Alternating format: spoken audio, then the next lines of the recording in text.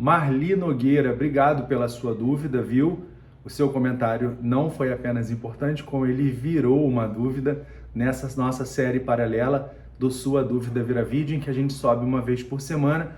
O comentário de vocês sempre está relevante e a partir do qual a gente pode aproveitar para um bate-papo sempre, eu espero que enriquecedor e complementar a tudo que a gente vem conversando já nesses mais de 4 anos de canal, que não para de crescer, felizmente com a ajuda de todos vocês, certamente sendo hoje um dos canais médicos mais relevantes no YouTube, cujo conteúdo central é a cosmetria, é a dermatologia estética, a estética facial e corporal.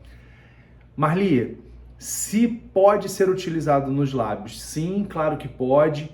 E se levanta os lábios, eu poderia te dizer de maneira sucinta que não de maneira direta, mas possivelmente de forma indireta. E aí vamos entender um pouquinho melhor. Eu pedi à produção para colocar as suas duas dúvidas, né, os seus dois pedacinhos de dúvida que se complementam para mim numa dúvida única sobre os fios lisos na região perilabial.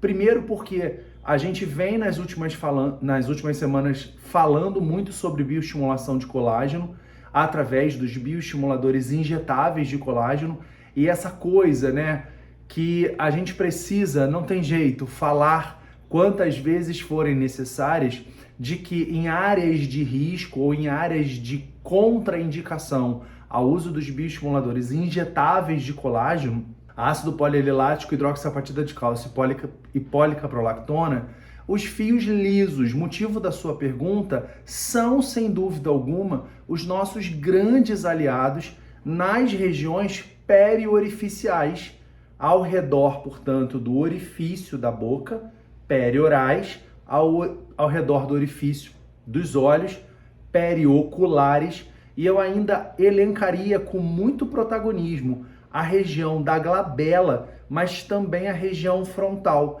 entendendo que essas regiões, a região frontal, a região periocular, a região perioral e a região nasal, elas são regiões de contraindicação técnica para o uso dos bioestimuladores injetáveis de colágeno. E aí, então, quando você me pergunta sobre o uso dos fios lisos na região labial, primeiro, trazer rapidinho a ideia de que anatomicamente tudo isso pra gente é lábio superior e tudo isso pra gente médico é lábio inferior. A gente tem uma certa confusão do ponto de vista mais cosmético de chamar o lábio, né, onde o maquiador passa o batom como sendo única e exclusivamente o lábio. Esse é o vermelhão do lábio. O lábio é toda essa estrutura.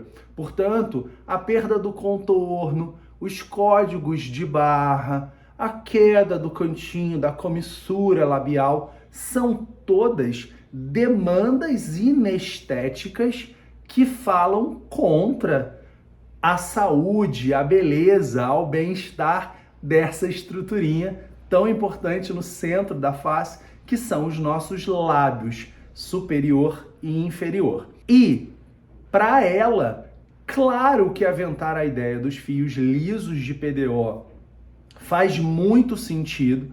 A gente precisa lembrar que no momento em que a gente coloca aquele fiozinho lá de polidioxanona, ele vai sofrendo uma reaçãozinha química que a gente chama de hidrólise ao longo das próximas semanas ou meses, de modo que, em geral, dependendo da marca, da espessura, do comprimento, de algumas variáveis, em torno ali de 6 a 8, 6 a 10 meses, esse fio já pode ter dado tchau, mas o grande barato é que esse tchau para o corpo do fio deixa como um legado, né? Deixa como um resíduo naquela região novas fibras de colágeno. E é isso que, na verdade, a gente quer, e por isso que a gente diz que os fios de PDO liso, eles são uma maneira de bioestimulação de colágeno, só que não injetável, né? Como o ácido polilático, a hidroxiapatita de cálcio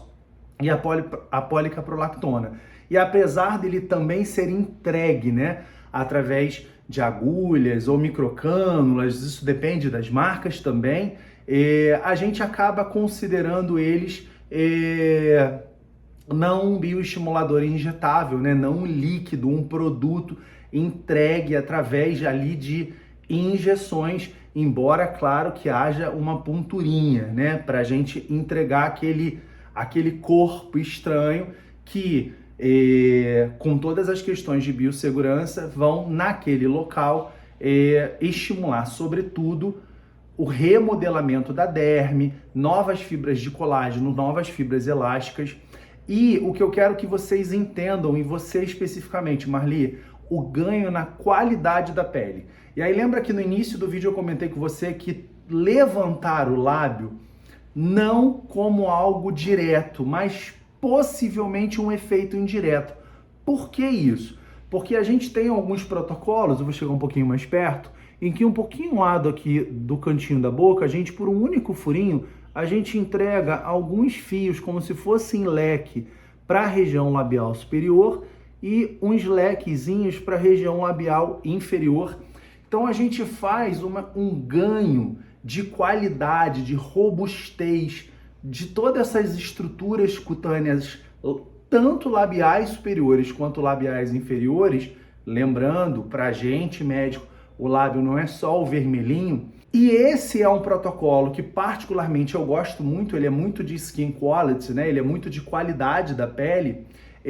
Por quê? Porque a gente vai ganhar robustez da pele numa região em que o processo de fala e de mastigação ao longo de toda a vida e que vem se apresentando de forma continuada, né? A gente tem que continuar falando, gargalhando, se alimentando, fato, mas a minha pele aos 45 não é a mesma dos 18, muito menos dos 3 aninhos de idade.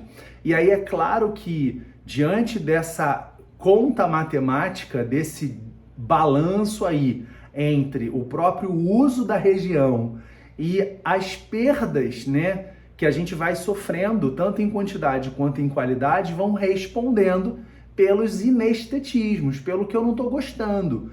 Um contorno menos definido, um vermelhão da boca que está ficando cada vez menos projetado, até mesmo um pouco menos alto, menos volumoso, códigozinhos de barra que estão se apresentando no que a gente chama de buço, mas é a região labial superior. E aí quando a gente coloca esses fiozinhos lisos, né, eu ganho em qualidade. E ao ganhar em qualidade, eu posso ganhar uma certa eversão. Eu não sei se eu estou me fazendo compreender, mas eu posso tornar toda essa região tão mais robusta, tão mais estruturada, que é como se você notasse um efeito indireto de volumização, de projeção e até mesmo, por que não, de levantamento, de efeito lifting desse lábio, que com o envelhecimento, para quase todos nós, ele vai invertendo. A gente vai ficando com a boquinha assim mais bobinha, mais murchinha.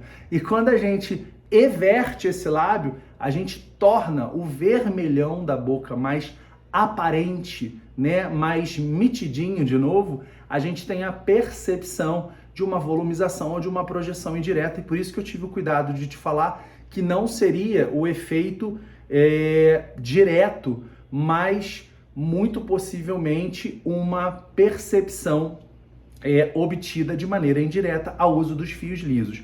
Mas se isso está sendo aventado pelo profissional ou pela profissional qualificada, habilitada, que te assiste, vai nessa. Porque particularmente eu acho sim que bioestimulação de colágeno, comentei isso, acho que no Instagram, muito recentemente, bioestimulação de colágeno, eu acho que é um capítulo das propostas anti-aging, anti-envelhecimento, de rejuvenescimento, de embelezamento, que é aquele capítulo quase que inevitável para todos nós, sejamos homens ou mulheres, a partir dos 40 a 45 anos. E no caso dessas regiões mais centrais da face ou periorificiais, como nós temos limitação técnica, né, metodológica, de utilizarmos os bioestimuladores injetáveis de colágeno, então que nós usemos os PDOs lisos como os nossos amigos, tá certo?